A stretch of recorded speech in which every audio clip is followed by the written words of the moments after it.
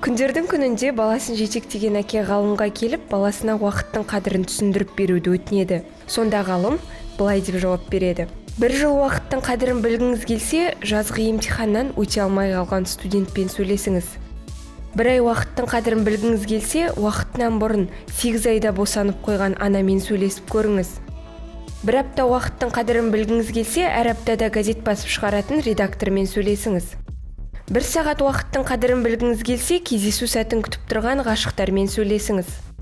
Бір минут уақыттың қадірін білгіңіз келсе, жұмысқа асығып тұрып, пойыздан қалып қойған жолаушымен сөйлесіп көріңіз. Бір секунд уақыттың қадірін білгіңіз келсе, жаңа ғана жол апатына түспей қалған көлік жүргізушісімен сөйлесіңіз. Миллисекунд уақыттың қадірін білгіңіз келсе, Олимпиада ойындарында жүгіру жарысында алтынға қолы жетпей, күміс алқа алып қалған спортсменмен сөйлесіңіз.